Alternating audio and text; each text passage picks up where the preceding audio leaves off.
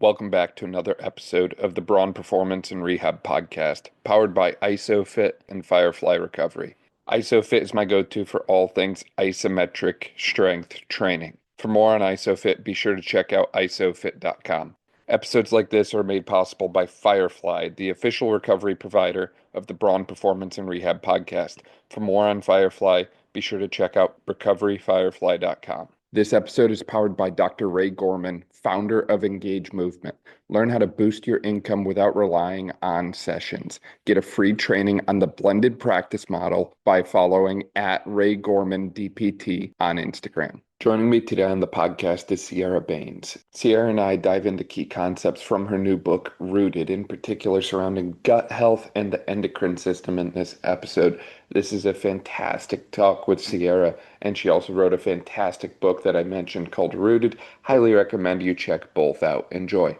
Sierra, welcome back to the podcast. I don't know what number we're on now, 4, 5, 6. It has been quite a journey, and I'm so thankful that we've been able to kind of get connected several years ago and stay connected that way. You are such an incredible person, and I love this journey that you have been on. But for people who maybe don't know you quite as well as I've gotten to know you, would you mind filling them in a little bit about who you are, this incredible life that you are living, all the amazing work you're doing with, I don't know, a really good book called Rooted that might have just came out recently. Fill them in a little bit about the amazing life of Sierra Bains. Well, thanks, Dan. I believe we're on number 4 now, and I'm grateful to stay connected with you. I practice functional medicine, but my background started, as yours did, in physical therapy, and I have studied advanced trainings in neuroscience, hormone health, digestion, autoimmune disease.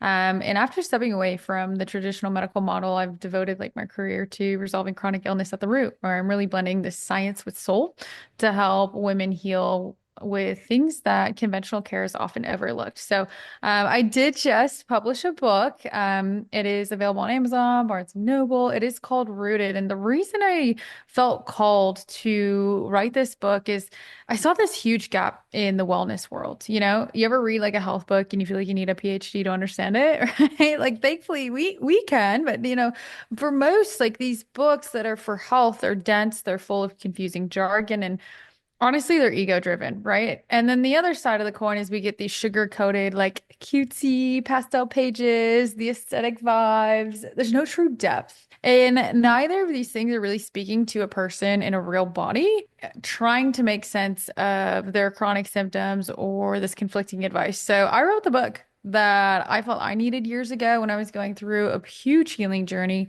It's grounded in science, it's written in plain language, it's designed for people that actually heal. And honestly, I think it's the handbook that should live in every single household. It unpacks, things that we were never taught, traditional medicine often overlooks, with burnout and hormones and gut issues, autoimmunity, and the deeper hidden root cause that kind of connects them all. You mean to tell me those things aren't actually normal? It's crazy to think of how many people live with those things on the day to day, and they just kind of accept that as well. It's life, or it's just part of the normal day to day, if you will.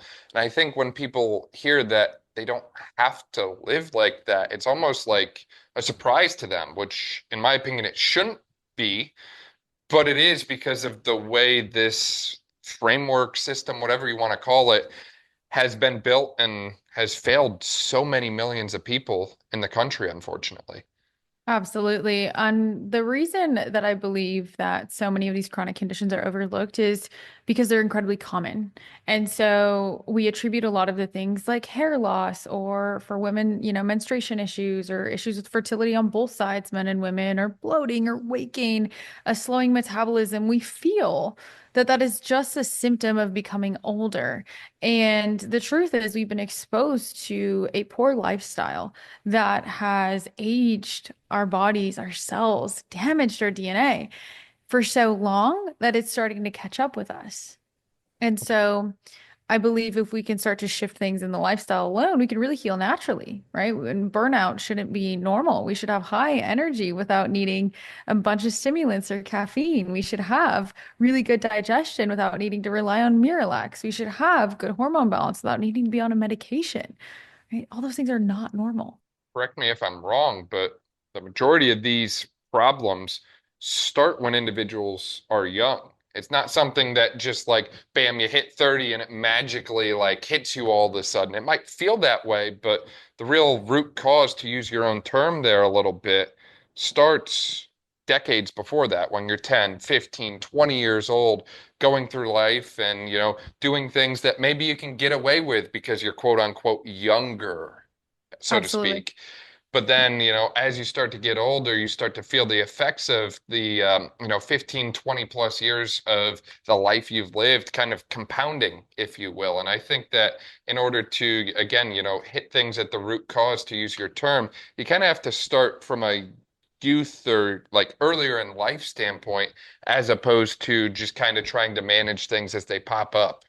Exactly. And I will say that, from my perspective, it's not necessarily a fault of children or parents or really a lack of effort from individuals. It's really a lack of information. Like the way that the pharmaceutical and food industries have been set up is almost for failure. If we have a child, parents are trying so hard just to keep their kids alive. And if something goes wrong, they get really concerned. I don't have kids of my own yet, but I've seen it happen with friends and family. And when a little one is ill, they have a symptom. It's like, well, let's take him to the doctor because I don't know any better, right? Most of these people didn't go to school for healthcare. They don't understand what's going on. And so they put their trust in somebody that they should be able to trust. And that person has been indoctrinated for the most part to prescribe a medication for a symptom. And then we learn really early on, well, okay, child has problem, child gets prescription. And now we have a whole host of other problems that are coming from these synthetic drugs, let alone we're now living in 2025 where a lot of our food has a ton of artificial fillers and flavorings and preservatives to allow them to be on the shelves longer so that food is cheaper and people can obtain these things because we aren't making high quality food affordable. Right. And then we also have this really beautiful advance in technology. I talk a lot about this in the book where we see this huge correlation between childhood obesity and the exponential rate of technology evolving. Started in about the 1970s to 80s when the first computer was introduced in the home.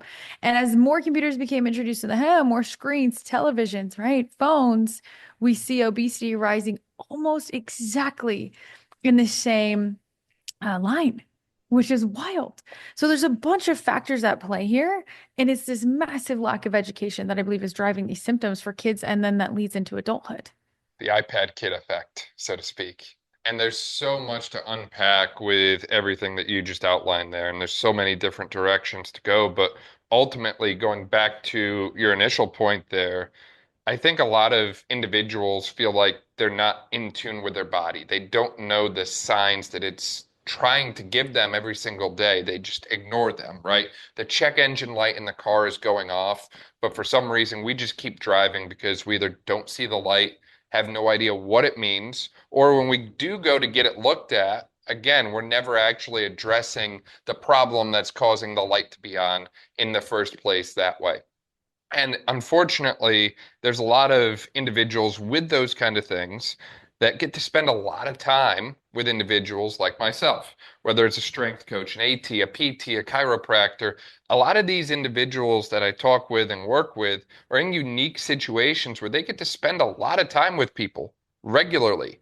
And believe me, people tell us everything. A lot of times I learn things that I never wanted to know about my patients without even asking. It's just like half the time it feels like physical therapy, the other half it feels like social hour, so to speak. But in order to take all of these complex things that are going on within kind of the human body that way on the day to day, whether that be from the hormonal influence that way, whether that be all these other factors that kind of directly influence health, whether that be sleep, nutrition, or any of the other variables that you kind of outline that way.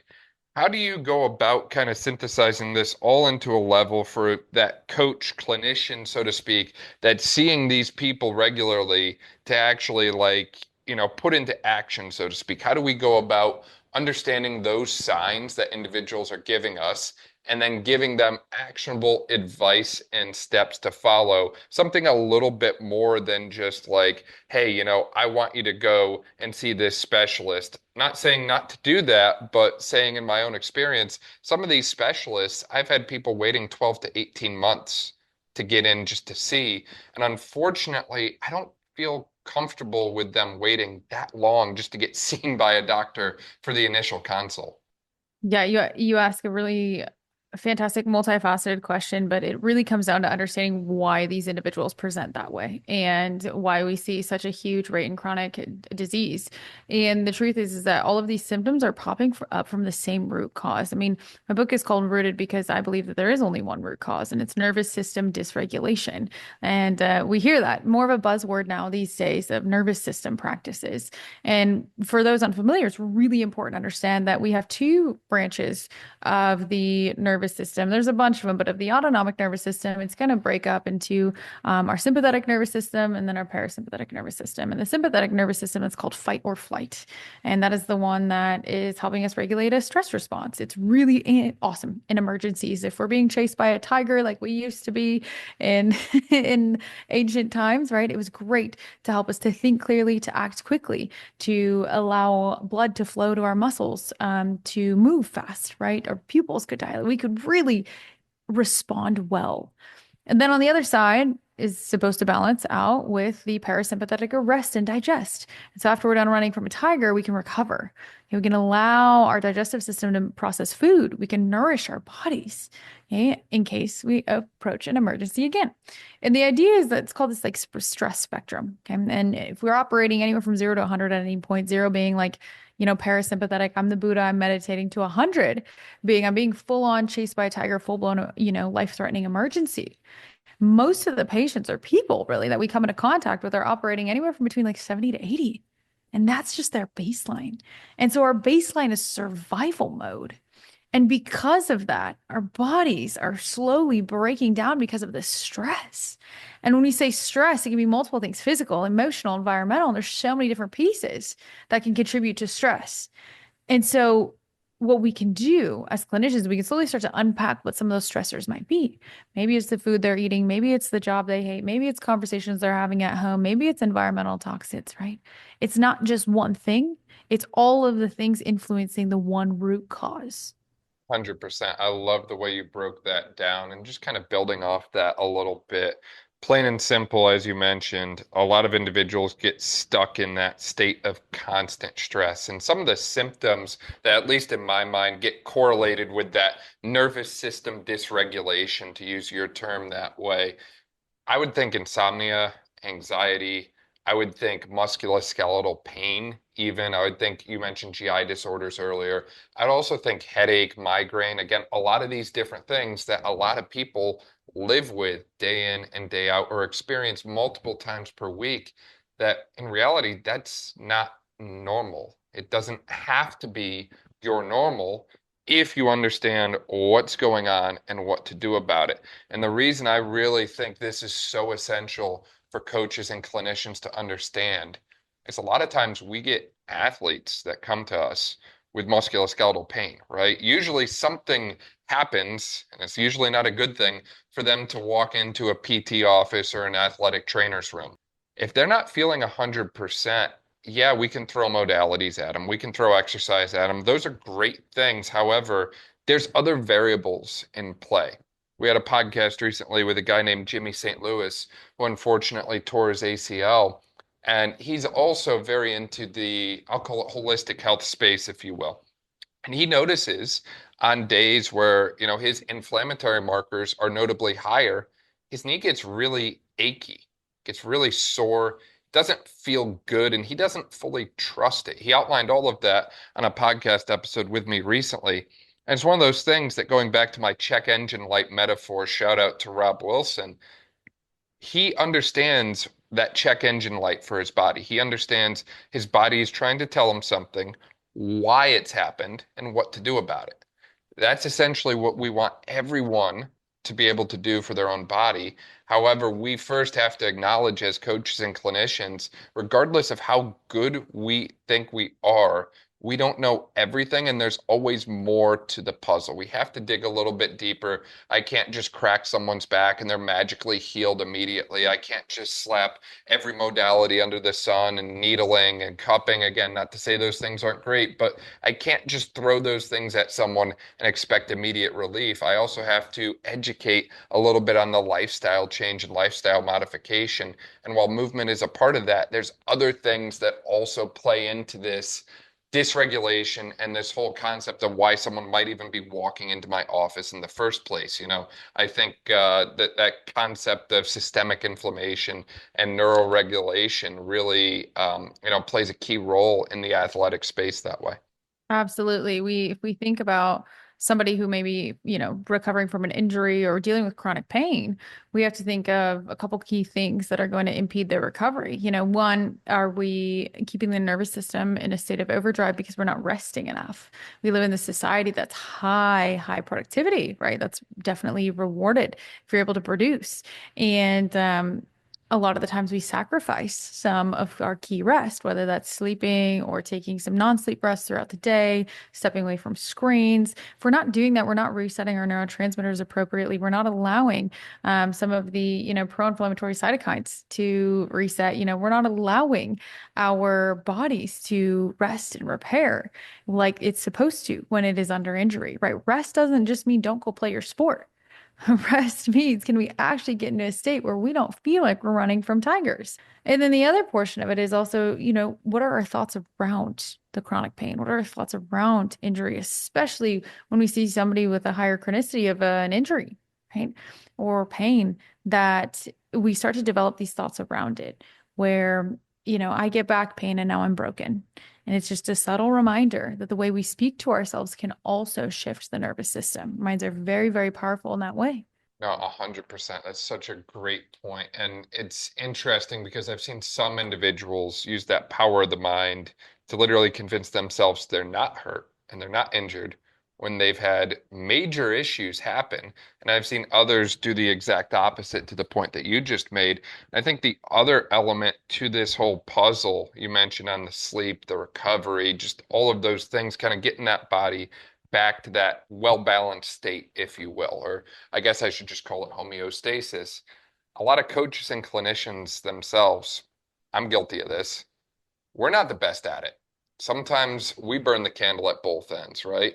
I used to say it's better to, lay awake, or it's better to be awake burning the midnight oil than laying awake in the midnight hours someday wondering, what if I just did a little bit more? What if I pushed a little bit harder? And we glorify this culture of just going all in, grinding it out, working hard, as little sleep as possible, as high a productivity as possible all the time. And I'm not going to say that there's not a time to do that. However, if that is your default mode every single day, unfortunately, I think you're setting yourself up for a rather poor life long term because of the effects that's going to have on yourself. But also understand, like, all of your athletes that you work with, all the people that you work with, the people that you're around day after day also have that effect of you being that guy who's burning the candle at both ends and stuck in that grind mode, if you will. And again, I'm not going to say it's a bad thing because I get in that mode sometimes myself, but understand that it has an effect on them. And, maybe you're not your best self when you're sleeping 3 hours a night. And that's going to carry over into all the people around you, the relations that you have with them, the people that you look up to you in the first place, and so on that way. Totally. I like to say that, I like to slow down to speed up a bit. If we're constantly in this overdrive of trying to be productive and sacrificing our health, we can only, go so far until the body stops us. The body's incredibly smart. It will always speak with messengers. And if we constantly ignore it and try to drive output, that's not going to be sustainable in the long term. It's why so many folks say, oh, I used to recover so well in my 20s. Now I'm in my 30s or 40s. I just don't do it the same. It's like, actually, what happened isn't that you turned 40, it's that you've been living this chronic state of survival mode, and it's just catching up with you. Your body's run out of its vital resources that have kept you going for so long. And part of it is glorified through our modern culture where we view productivity and we equate it with success. And just because somebody's super productive, they wake up at 4:30 a.m., take their ice bath, make sure they meditate for 3 hours, go on a run, fast, cold, all the things, right? And then everything's done by 7 a.m. That can be helpful. And also, it isn't for everyone. And the way I educate this, because I coach mostly entrepreneurs and other coaches as well, and medical professionals, those are the primary people I serve. What I find is that when we sync up with our biology, we're actually able to be extremely productive and still feel at peace and still not feel like we have symptoms. And men or women are both different here because men run on a 24-hour hormone cycle, which does allow men to have a pretty redundant schedule if they want it. And cycling women, who are primarily the ones that are in the workforce, right, until about menopause, have a roughly 28-day cycle, which can vary. And for women, and I work mostly with women, when we go against that 28-day cycle, that's where we start to experience problems and symptoms.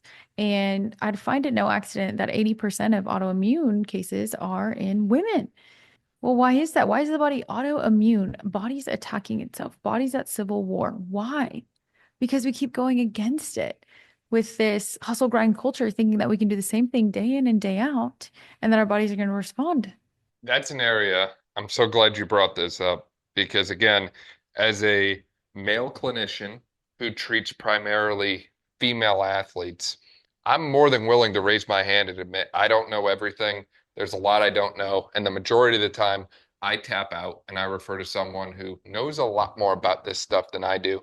However, I think it's essential to have a depth of knowledge about this topic, especially if you're working with the female athlete day in and day out that way. So fill me in a little bit. What do you feel like is kind of the checklist of things that coaches and clinicians need to know about the female hormonal, about the female endocrine system that way, if you will, that kind of like set them up for better success and better interactions with the athletes and individuals that they get to work with day in and day out that way. Yeah, well, I will say it's not just you or men. A lot of women don't know a lot about their own bodies. We were never taught, and it's something that is not common knowledge. So I think both men and women do need to be aware of this because I teach women every single day what their bodies actually do, and they've never been told. They've been usually just shut down with a pill. Oh, take this birth control because you have XYZ symptom and it'll make it go away. And so the primary thing we need to understand is what I mentioned before is this difference between male and female hormones. Men operate cyclically, 24 hours, testosterone is going to rise in the morning, it's going to fall at night, it's going to reset. Same thing with cortisol.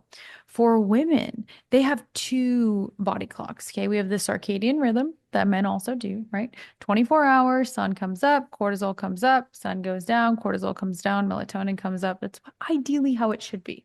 Okay. So we hear all this conversation about blue light and melatonin and everything. Fantastic. We all have that. You and I are the same there, Dan. Where we differ is in our infradian rhythm. Women have this rhythm that is about a month long when they are menstruating. And it's really important to realize that the hormones shift throughout that. So while men have, peaks of testosterone every day, women have it about once a month. And so we're going to be a little bit more productive at different times. And the best way to explain it is there's 4 phases roughly. We start with, the menstrual phase, and can I talk about periods on here? You can talk about whatever you want. It's your world. Gorgeous. I'm just living in it. Well, we're going to dive deep into the period world, Dan. But a lot of folks don't even know that like day 1 of their menstrual cycle is when a woman has her period, and hormones are at the lowest they'll be. Makes sense. We're in a shedding. It's a time for rest. Then after the menstrual cycle or after the cycle completes, and menstruation is complete, we move into the follicular phase. And that is where hormones start to come up like estrogen and testosterone. Women tend to feel really good this time of the month. They have more energy, they have more drive, they're really sociable because we're gearing up towards ovulation. That is when an egg is going to drop to either be fertilized or to come out of the body in the next menstruation period. Now, in that time period, and ovulation is where we can really push for projects. We can really push for PRs in the gym. Things feel awesome, right? And then ovulation occurs. And if we think about it biologically, why this is, the creator made us in a very special way where, women have this beautiful cycle and they are meant to have a lot of energy in the same time period that they're meant to be procreating. Because if we take all of modern society away, right? Humans are just interacting. We want women to be more sociable in the times that they would need to procreate for the survival of the species. Okay. So after ovulation occurs and there is no implantation of a fetus, then the body moves on. It's like, okay, we got to shed this because we're going to do it again next month. And that is where the hormones start to come down. Estrogen, testosterone come down, progesterone starts to come up. This is a calming hormone. Okay. And we see most symptoms, now we're in the luteal phase. Most symptoms for women start to pop up around here because they've come off this high of ultra productivity. They feel so good. They're now trying to operate the same way that they did, but they don't have the hormones to drive them anymore. So now they're going against their body. And so many people feel miserable. Like 2 weeks out of the month, I talk to so many women. They say every 2 weeks just feels horrible before my cycle comes. Then I get my cycle and I feel better again. Well, that's exactly why. And so if we can start to understand, we don't need to know the ins and outs of every single hormone. I think practitioners should, providers should, but just the general woman should really understand, like, hey, tune into your intuition a little bit. Like, do you feel like you can go as hard as you could a couple of weeks ago? What phase do you think you're in? Right? And honor that. Right? I think that there's someone out there who's going to hear you say the word testosterone levels fluctuating within the cycle that way, and they're going to kind of think, wait a second, what do you mean females testosterone? So Hmm. what role does a hormone like testosterone play for the female? Because typically when people hear the word testosterone, a lot of people I talk with associate that with male, not female, but Hmm. yet it's such a crucial role for females. So where does testosterone enter this whole complex picture for the female endocrine system? Yeah. Yeah. So women have testosterone in much smaller amounts than men, but it is extremely important for longevity, for preserving muscle mass, for motivation, for strong libido. And that's why it all peaks right around ovulation, is order to attract a partner. And so when it comes up, ovulation is going to start to happen. And that is when, again, the species is trying to survive. It does come back down, but we see women with fluctuating levels of testosterone. Some of them are overproducing, some of them are underproducing, and that's what creates some hormone symptoms. Right. And then obviously this is all under the assumption that there is a normal cycle occurring that way. But there's been cases in the past, in fact, I think they're quite common, where sometimes cycles are not regular, or sometimes there is no menstruation at all, right? Things like amenorrhea can occur. So how does this whole cycle process change when it's irregular or when there's not actually any kind of shedding, so to speak? So that is a phenomenal question because unfortunately, it's becoming more and more common for women to have an irregular or absent cycle. And that's a lot of the work that I do inside of my containers, helping women restore that regularity because there's so many processes that are reliant on a regular menstrual cycle and things like birth control or chronic stress or environmental toxins and poor food, all these lifestyle factors that can contribute to harming the menstrual cycle. And so in the case of irregular absent menstrual cycles, it's a huge red flag. If you're a woman, you're listening to this and you do not have a regular cycle, I want you to pay attention. I think of it as like the fifth vital sign. It is so crucial to your well-being. It's going to help ensure that you have nice, strong bones and you can live a long life. You can have really good ovarian health, follicular health into your, late 40s. So you don't hit menopause or perimenopause at 35 like so many women are. You're just rapidly aging. Okay. And what we need to do is bring awareness to how abnormal it is to not have a menstrual cycle or to have an irregular one. And what it comes down to is this root cause of the nervous system in overdrive. The whole purpose of the menstrual cycle is to reproduce. If a body does not feel safe It does not care about reproducing. It thinks that the world is dangerous. It has no idea that you're living in a house with food 24/7 and that you're good. There's no tigers outside, right? What it believes is that it's under the state of threat constantly. And so it is going to remove processes that it deems unnecessary to keep you alive.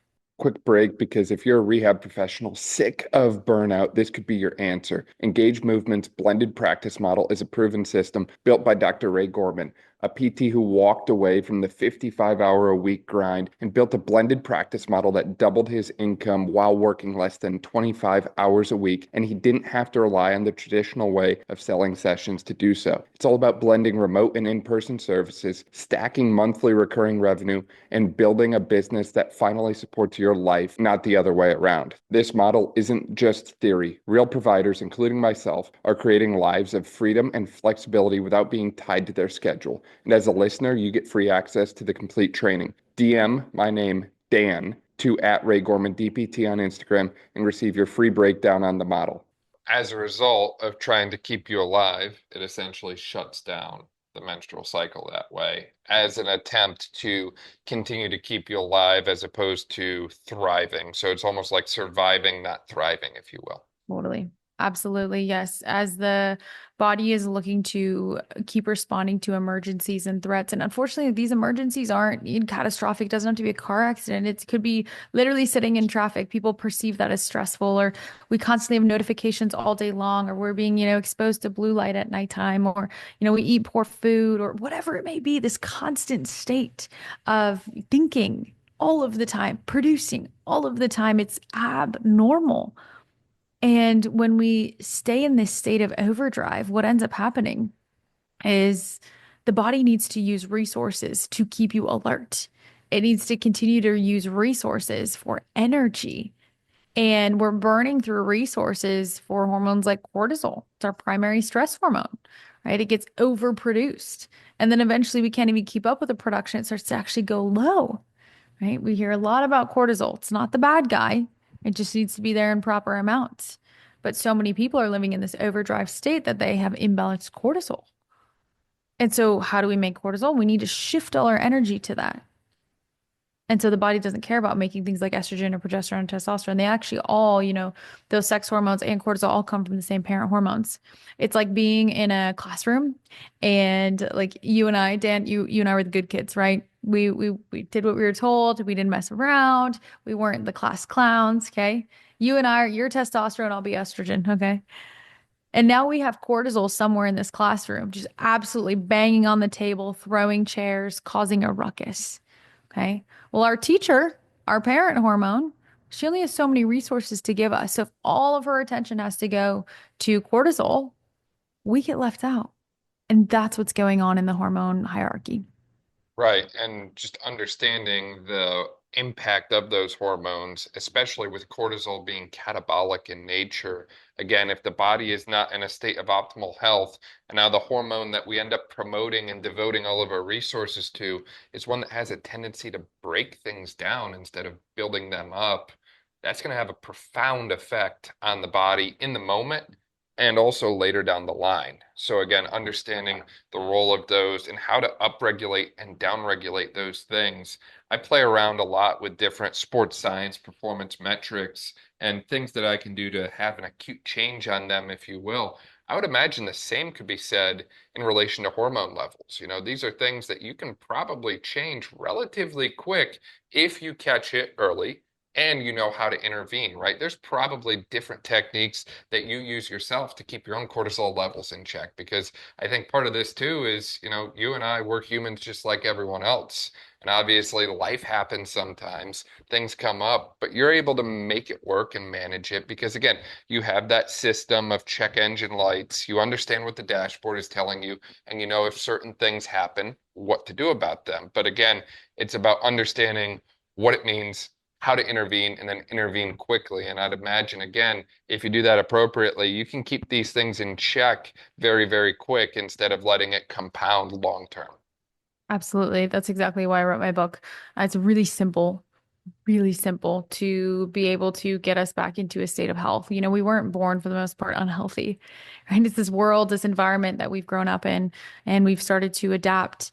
And, it becomes really difficult to try to keep a healthy weight or try to get good sleep at nighttime or, try to feel like we have a sense of calm in our brains. And what this really comes down to is a huge undoing because all of these hormones, they're going haywire as a messenger for us that something is deeply wrong. We are stuck in this fight or flight stage. And what's important to remember is that we have the power to shift that. Like you said, there are many things I do in a day that have just become a part of my lifestyle to regulate my hormone levels. Am I perfect? Absolutely not. But because I have set my lifestyle up in a way to support my nervous system, I'm able to go further much faster. Earlier, you mentioned as you're outlining the phases of the menstrual cycle that there's certain periods where it's like, hey, you know what? This is time to PR. This is time to push the envelope. And I've talked with a number of college strength coaches who have actually started to kind of program around the menstrual cycle for their female athletes. And I've heard mixed things about this, where some think it's the best thing ever, and some say, you know what? We don't need to do that. We shouldn't have to do that. So I want your opinion here. When it comes to exercise in the cycle, it seems like there's certain periods where you feel it's good to push harder and certain periods where perhaps maybe we should pull off the throttle a little bit. How do we go about navigating this from an actionable standpoint and incorporating exercise in the individuals who are obviously having a cycle, and then again, also in the females who maybe have one of the more irregular cycles, or again, maybe they're on something like a hormonal birth control. What effect does that have on what we do with them from an exercise standpoint? So we'll circle back to birth control in a second because what that does is shut down the whole female hormone system in general. So there isn't really much of a response there if we are on a hormonal birth control. But if we're looking at the menstrual cycle and how to properly program for it, the research is a little bit mixed as to what actually happens around menstruation itself. Are women feeling good? How are they feeling that they need more rest? And the first thing I'll say is before I get into, the hormones and what we can do is that women know their body's best, right? You, men, everybody knows their body's best. We have this deep intuition that is going to tell us if we're performing well, if we're not performing to our optimal needs. And I want to encourage all people to stop outsourcing their power to PubMed, right? Studies are incredible. They've helped educate you and I and help us in educating people and creating this almost like safety net of like, hey, this is true, right? You can believe this because there is a study published behind it. And, I have over 100 of them in my book, Rooted. And also, I never want anybody to think that they have to outsource their power to a text, like they're going to know their body best. With that being said, generally, women in the first half of their cycle, from, even for me, like for menstruation up until ovulation, we're feeling pretty strong. We actually really are powerful. A lot of like internet uh, holistic wellness pages will tell you during your menstrual cycle that you should rest. You shouldn't really exercise much. And for a lot of women, actually feel really powerful during that time period. So you can strength train. You can get into running. You can, maybe not intervals, right? You're not going to be hitting PRs. That's going to be later on towards ovulation, right? When we're doing PR training, absolutely should be around ovulation, sprints, high intensity work, all of plyos, things like that. Then after ovulation occurs, right? This is assuming there's a normal cycle. We enter the luteal phase and hormones start to come down, right? Estrogen, testosterone kind of come down. Estrogen has a bit of another spike later on, but we're just not as powerful as before. So resistance training is still really good. But by the time we get to usually about a week out from menstruation occurring is when hormones are much lower and the body does need more rest to allow progesterone production to occur. Progesterone loves to be cozy and loves to have that rest. By the time the menstrual cycle comes around, then we can just repeat and turn the intensity back up. Now, you mentioned about the luteal phase being a time to potentially lay off the throttle a little bit, but unfortunately, not every athlete can control their schedule, and sometimes they're called to compete in some of the most important matches and events of their season when Mhm. they're in that phase. So how should they go about preparing for possibly putting in, their hardest efforts of the season, hardest efforts of the year in this phase where, hey, it might not be the most quote unquote optimal from an endocrine standpoint. Do they still train and push the envelope and push through that leading up to that? Or do they back off and then kind of periodize and approach a little bit differently? Or how do we kind of start with the end in mind of, hey, this is what the competition season is going to bring at this time and reverse engineer a plan from there? I think when we have those really important games, right, or really important competitions, or we need a lot of output for women, the most important thing to remember is there's a lot of dials at play here in the human body, and there's a lot of things that are going to be going on. So let's say we have to perform at a high rate, high performance for a competition. Well, let's make sure our sleep's dialed. Okay, let's make sure our nutrition's perfect. All right, let's make sure we're really low stress in other areas of our life so that when we do have to give that high energy, everything else has been dialed and we're in a state of recovery. Otherwise, doesn't mean that women have to completely give up their life, right? It works for athletes. It also works for entrepreneurs who are like, listen, I got to grind day in, day out. There are no days off, right? Okay, cool. Right. But let's just be cognizant of what your energy is like during those time periods and the kind of tasks that you're going to be better at in certain phases of the month. And all of this is under the assumption that it's a normal cycle, correct? Correct.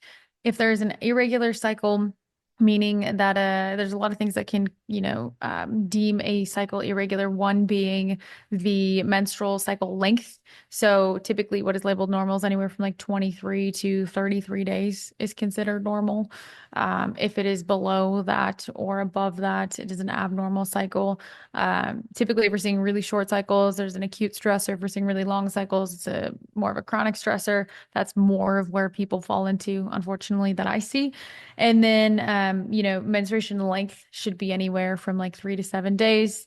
Anything above or below that, abnormal. And then symptoms. Symptoms are not normal. Women should not be cramping or moody or having these, crazy bloat swings or having breakouts, like the typical PMS that we joke about on the internet. It's not normal. It is a hormone imbalance that's just become really common. And most folks just end up taking medications or over the counters to combat those. And so if you fall into any of those buckets, that's a sign that we do need to work on optimizing the menstrual cycle.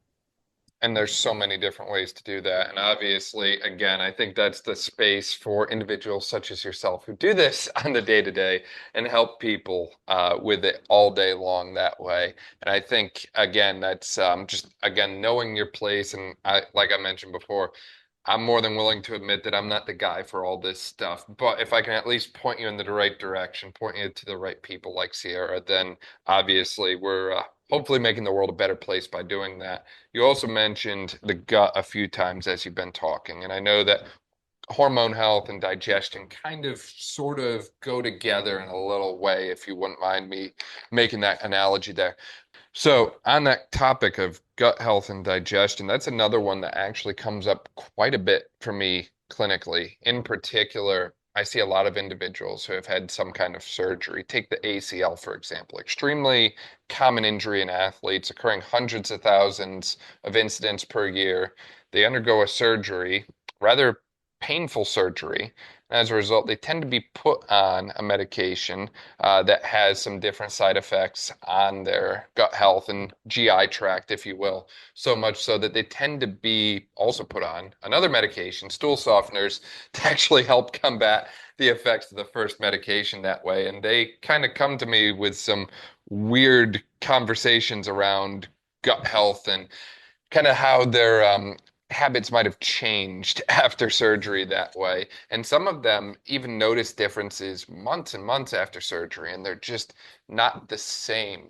They kind of come in and they'll say, like, well, I'm going way more often than I used to, or I'm not going at all some days, and then other days I just can't stop. It's just interesting to see this kind of effect that, again, things that might need to happen from an orthopedic standpoint also have other effects on the body that way. And it's kind of made me realize that this whole post-op rehab timeline, if you will, is really a chance not just for physical healing, but for healing the entire body and kind of getting all of our ducks in a row, if you will, that way.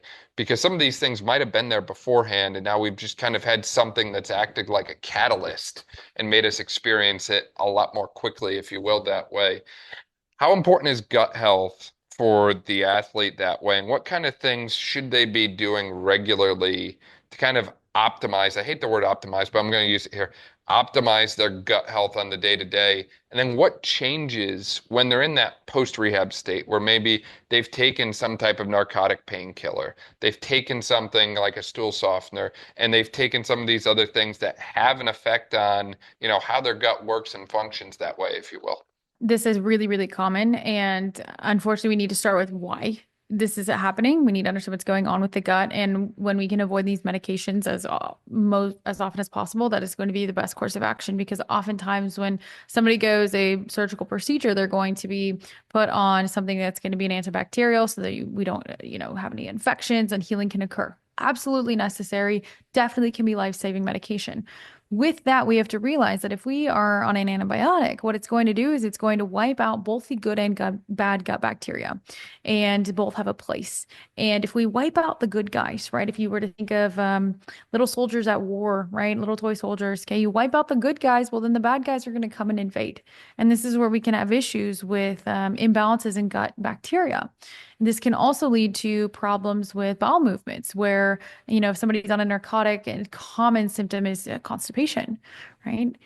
Most folks don't even realize that what is normal is to have 1 to 3 bowel movements per day, right? Upwards of 4 to 5, but if we're going 5 or more, right? Too many, too many. But if we're not going to the bathroom at all, that is actually extremely dangerous because we're not eliminating toxins that we've been exposed to all day and they end up recirculating into the system and we get backed up and we're not able to regulate in that way.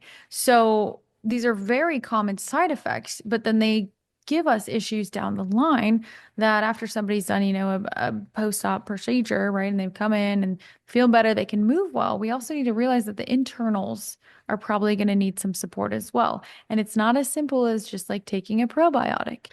Right? There's very much a lot of nuance to the gut microbiome. We test this specifically to take a look. Okay, did pathogens seed in? Do we have good levels of good gut bacteria? Do we have bad levels of bacteria? What is your immune system looking like? Okay, 70% of the immune system resides in the gut. So I actually think it's quite crazy that we mess with the microbiome so much after a surgery when we're trying to ensure the immune system can rebuild the body.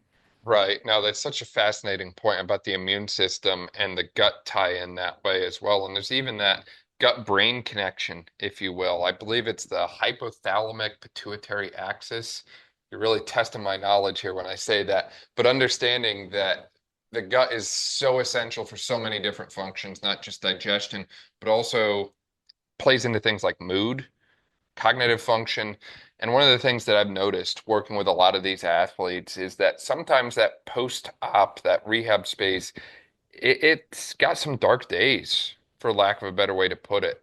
There's days that it's just mentally and physically challenging to not be able to do the things that you could do, without thinking about it maybe a week or two ago. So understanding that there's so many different factors at play, you have to learn to control the controllables, but also you have to know about what you can do to have a positive impact. And as you mentioned, probiotics are not the end all be all, but I also don't think that, and correct me if this is wrong, but I don't think everyone and their mother needs to go out and just start signing up for enemas all the time either. That's a whole nother end of the spectrum. So maybe there's something in between probiotics and coffee enemas that most people could do on the regular that would actually have a positive impact on their gut health. Absolutely. I feel called out. Just kidding.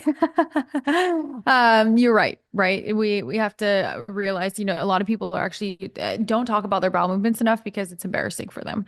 And meanwhile, they're, in order to go to the bathroom, they know they're really uncomfortable, they're really bloated. They'll do a saline enema or they get one from the store. They're taking laxatives or the laxative tea. And it's really sad that people are relying on this stuff to be able just to have a normal functioning body, right? And so opening up this conversation for your patients is so, so important just to start to raise red flags. Now, unfortunately, a lot of the system is trained to just prescribe like a fiber supplement, a Metamucil, a Miralax, another laxative, and people are put on this for life, right? I've seen it in kids as young as 6 years old. It's really not the root cause as to what's going on. We have to remember, let's go all the way back to the start of this episode. We have the fight or flight system And then we have the rest and digest system. If we are never getting parasympathetic and the body's constantly in threat, it is not going to have a smooth digestive system. So, especially somebody erring on the side of constipation, that's typically what's going on. Okay. We see a lot of vagal nerve injury and constipation because the nervous system is what dictates how well that works. I know a lot of people listening to this are obviously invested in their health, they're invested in their longevity, but there's some athletes that I've worked with that actually don't care about those things. They just care about their performance on game day. And they don't care where they're going to be in 5 years or 10 years. They just want to know that when game day rolls around, they're at their best.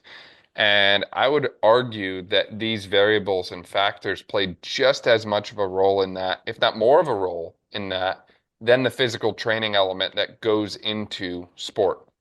If you're on game day and you've got the yips, that's a baseball term, if you will, and we've got a state of just heightened stress response, and we mentally can't keep our cool when we're called to do something very demanding, we're not going to perform at the level we would like. And on the flip side as well, going back to our gut health conversation recently here, if you haven't used the bathroom in a long time, and all of a sudden that like pre-meet, pre-match jitters roll around, and you can't get out of the bathroom to compete.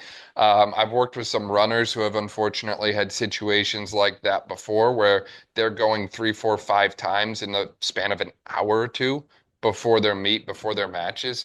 Understanding that these things don't just play a role in the health and longevity piece, but if you're someone who's serious about your performance, you want to be at the highest level possible when competition day rolls around. You want to get to the highest level possible. These are the little things that you have to sweat over in order to achieve that. It's not just as simple, I wish it was, just going to the gym and checking your box. It's a lot more than that. There's a lot more to this system. And the more you become in tune with your body, how it functions and how it operates, the better you're going to have those health, longevity, and performance systems all kind of checked off. Yes, absolutely. I think that's why we see, athletes for the most part are pretty young, right? Where a lot of this hasn't caught up with them. And we see more of the professional athletes, investing into learning more about how to optimize their recovery, how to optimize some of these biohacks and systems so that they can perform better. I live in the state of Arizona, and the Arizona Cardinals just purchased a bunch of Aura rings, which are sleep device trackers for the team to really prioritize that recovery because they know when the guys are rested on game day that they're going to perform at their best. And I think it's just a conversation that does get to happen top down where we're seeing the professionals do it. And so the kiddos, when they're out there, the collegiate level athletes can start to value it a little bit more. It's like, hey, you really want to be good at your sport? Okay, cool. Let's prioritize all of these systems. So you're firing not just off sheer willpower and cortisol and adrenaline, which will get you far, right? But we don't want to have that many repercussions when you retire. Yeah, and there's that old saying, you're only as strong as your weakest link. And I Mm. mention it a lot to people in relation to their musculoskeletal system, right? You're only as strong as your weakest link. However, that applies to all systems in the body because, again, performance, health, longevity, they're not single system entities. They're all multifaceted and multifactorial. Everything from cognitive function to digestion to your heart and lung function back to your musculoskeletal system, everything all working together in harmony creates that perfect balance of health, longevity, and performance. And if any one thing is not turning the way it should, that cog can throw the whole wheel off. Understanding that, again, we have to sweat the small stuff.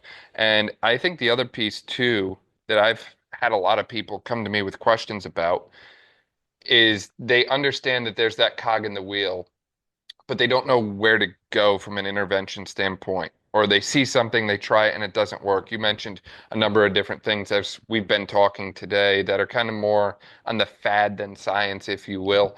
How does the consumer go about looking at something and saying, like, yes, this is what I need, as opposed to, like, hey, this really doesn't check out. This is just really a big waste of my money, time, and energy. I think we just take money out of the equation to start. If it's something you have to purchase, it most likely isn't something that you need to start to really get into resolving some of these chronic issues, right? The premise of my book, Rooted, let's get back to our roots, the way that we used to live. Let's take away this excess stimulation. Let's eat real food. Let's not worry about having to buy the next fancy supplement. I have a catchphrase of like, I don't believe in elimination diets. I don't believe in, taking 30 supplements for an issue. You don't need to, right? We don't have a lack of medication or a lack of supplementation issue. It's not true. Okay. We don't need to be taking away all these foods that were meant to nourish. Okay. These fad diets. Everything has a time and a place for the most part, but really it's a simple fix. These natural fixes are simple. They just need to be repeated acts over time. That's the hard part because so many people get sucked into, oh, well, let me just try this device out. Let me just try this supplement out. It's going to feel better. Well, we're just stuck in that quick fix mentality And instead of focusing on creating habits that are going to be sustainable. Like, hey, maybe let's drop the phone at bedtime, like 30 minutes prior to, so that my cortisol production doesn't keep going up and that my melatonin production can come up and I can actually go to bed and have deep restorative sleep so my muscles recover well, my brain recovers well, and I'm going to be sharp and ready for training tomorrow morning. I Simple like fix. We don't need to go ahead and get, some fancy device to lull us to sleep. how close to that perfect level do you have to be in order to achieve that? Do you have to eat all organic, non-GMO all the time? Is it okay to kind of slip a little bit? Because obviously, as you mentioned, we want to take money out of the equation, but I know there's some people that are going to look at that and say, hey, money gets tight sometimes, and hey, I might not be able to afford the organic stuff or the grass-fed, grass-finished beef and the pasture-raised eggs. Like one of the things I'm known for now is spending like $8 a dozen on eggs because of you, because I have to get the super expensive pasture-raised ones every time I go to the grocery store. What kind of things do you feel like are kind of like what kind of things do you feel like are definitely like worth the investment as opposed to like, hey, maybe we can kind of get by without that one, if you will? So if I am looking to allocate money, the first place I'd look, so if there's four pillars, let's call it, you have sleep, you have nutrition, you have environmental toxins, and you have exercise. A lot of exercise is free. Get a gym membership if you need one. That to me makes sense. Get a gym routine. That's important. But we can also utilize the outdoors for that as well. I've actually completely shifted my training into more of like a plyometric, calisthenic type of training, and I've realized I don't need all these fancy weights. I can just use my body weight and kick my own ass. It's pretty insane after coming from the bodybuilding space. So I look at food. Food is really important, right? If we don't need to, switch out all the products and stuff. The quality of our animal-based products are important. I mean, we're eating other animals who have lived some kind of life. And if you think about it, a lot of the conventional animals, and this is more of a problem with the system itself, is that we see, chickens kept in cages and, they can't move and they all have to feed off the same thing and it's in an indoor facility. Like, imagine if prison was that way, right? And some of them are around the world, right? We're just like moshed up humans, barely fed, right? And never seeing the light of day. What kind of quality of life is that? Well, how do you think your tissues respond to that? Okay, so we're going to eat that meat, right? It's really challenging. You're telling me that chicken is supposed to be about the same as the chicken that gets to run around, roam outdoors, eat off the land, right? That's where it starts to make more sense to prioritize eating better foods that aren't sprayed, that aren't living in these harsh conditions. The cool thing is that we have resources like the Environmental Working Group, the EWG puts out a list about every spring of the 12 most sprayed produce items with pesticides. It's called the Dirty Dozen. And those are the foods to primarily purchase organic because by concentration, they're going to have the most amount of chemicals. One of the worst offenders is like strawberries. So it's like, okay, let's buy organic strawberries. But then if we go over to the other side, which is called the Clean 15, usually number one is avocado. So you like avocado, you maybe don't have to buy the organic avocado. You can just buy the regular one because you're going to be less exposed to pesticides. So starting to learn about discerning like what kinds of foods to spend money on. There are a lot of resources out there. Think that's great to know because, again, there are individuals out there who unfortunately operate on that limited budget basis. And I think it's nice to know that, especially if you're a college student, like you don't have to be spending $250 a week on groceries for yourself that way.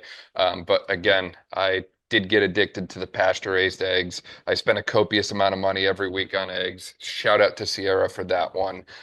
But Sierra, I realized we could talk about this stuff all day long. This is obviously something you're extremely passionate about, whether that's hormone health, gut health, and all the various factors and influences that feed into it and kind of come off of that, if you will. Is there anything that we missed as we were chatting today that you wanted to bring up? We'll just bring it home with there's a lot of information that we've put into this episode. And what's most important to remember is that stressing out over all these details is going to be far more harmful than any of these details themselves. Right? Worrying about, oh, do I have the right food in my kitchen? Do I have any of these non-toxic products? Am I constantly being poisoned by things? That is far more harmful, and it's going to create a state of sickness and a state of survival way more than the things themselves. And so just remembering like, the best fix of all is just having a really solid mindset that you can be empowered with feeling at ease without needing to outsource that power. And for people who want to find out more about you, your book, and keep up with all the incredible stuff that you're almost always putting up online, I can't keep track of how you do all the things that you do. Where can they find you at? I am on Instagram and YouTube at Dr. Sierra Bains. I'm sure you'll link it below, DR, and then my name. You can also purchase my new book, Rooted, and learn how to do all of this from a nutrition, recovery, toxins, fertility, stress management, kind of the dark history of the modern medical world, the root cause of all the nervous system, what to do about it. So that is available on Amazon, and you just search Rooted and my name. It'll pop up. And I am always open to answering messages. If you need anything, just shoot me a DM on Instagram. You're the absolute best, Sierra. It was so amazing to see you again, chat with you again, and shed some light on these topics with the world that way. I absolutely love everything about you and everything that you're doing, the mission that you're on, and just the impact that you're having on the world that way. I think we need something like you in today's day and age. Really appreciate your time and looking forward to our next conversation. Always a pleasure. Thanks.